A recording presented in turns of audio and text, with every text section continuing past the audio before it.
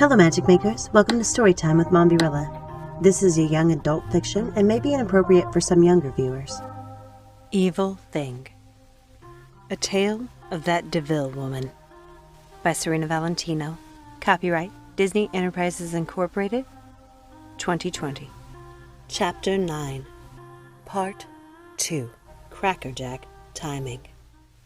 The dining room table was set to perfection, and the room was almost overwhelmed by flowers and candles. I looked perfect. Something about putting on my old trappings made me feel like myself again. And it made me miss my mamma, especially now that Anita was leaving me. I decided to give my mamma a grand welcome. I wanted us to be friends again, and I wanted everything to go perfectly. If only Anita hadn't been there. But it couldn't be helped.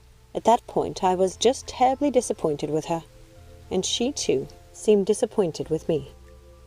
Things felt different between us. Only now, in retrospect, do I see our friendship really ended the night she refused to travel the world with me.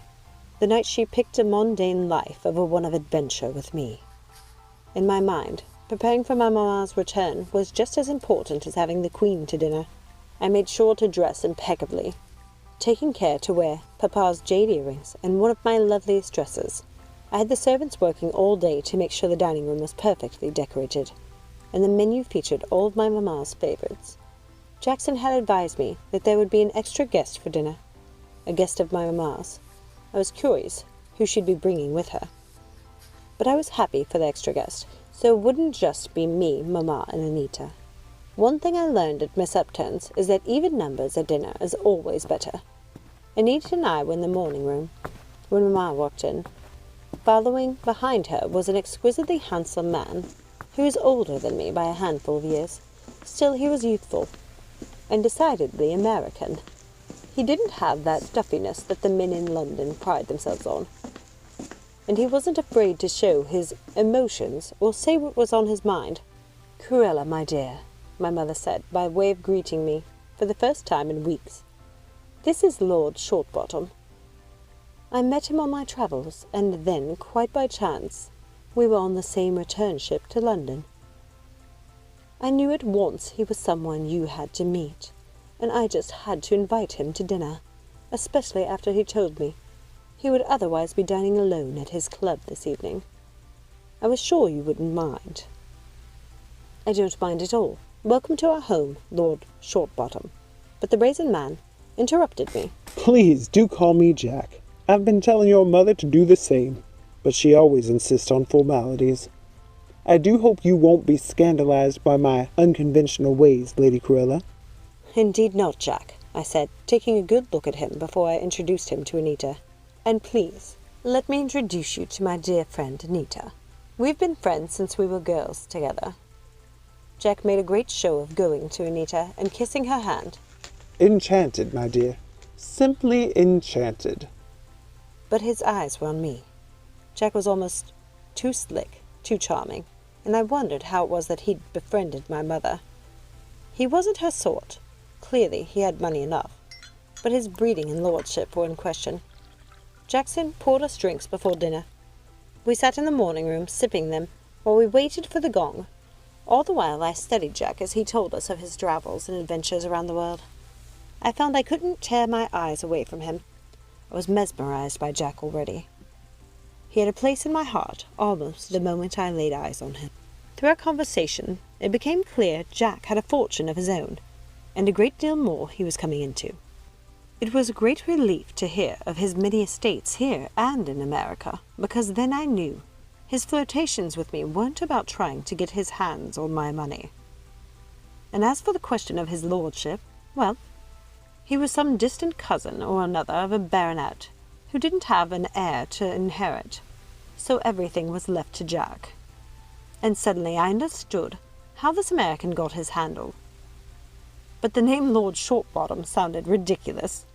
I giggled to myself just thinking of it, happy he'd suggested I call him Jack.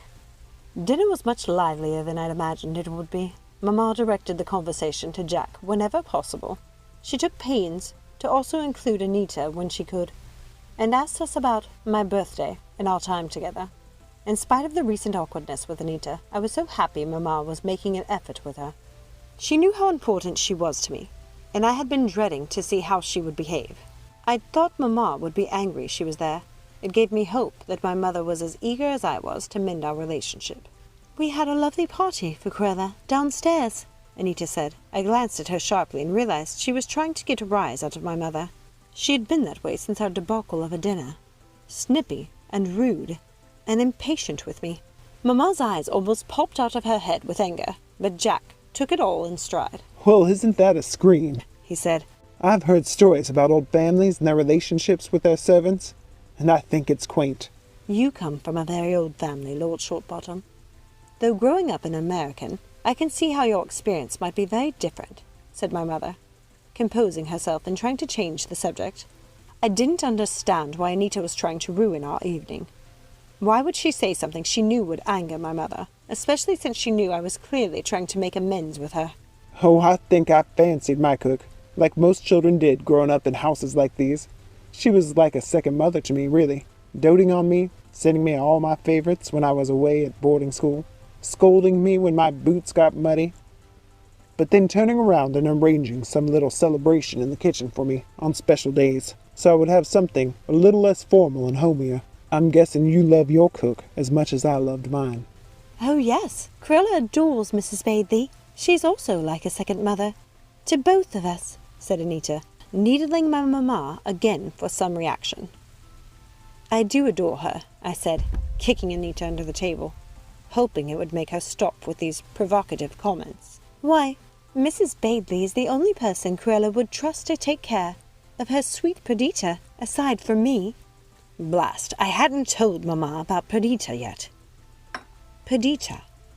Who is Perdita?" my mother asked. "My puppy. We can talk about it after dinner, Mamma," I said, shooting a look at Anita and kicking her again. Harder this time, and then I added, "Should the ladies withdraw to the drawing room?" Thank goodness Jackson intervened, saving us from an uncomfortable conversation in front of our guest. "Would the gentleman like some port before he joins the ladies in the drawing room?" "Yes, I would, Jackson." Jack gave him a wide Clark Gable smile, a smile I was already growing to love and adore. A smile that reminded me of someone I loved and missed terribly. Thank you so much for listening. I hope you enjoyed this reading. If you haven't had a chance to, please take a second, like, subscribe, ring that notification bell, comment down below, share with a friend, and check out some of the other Villain series chapters and books as well. Join us next time, and remember, let it go and keep moving forward. Have a magical day. Bye.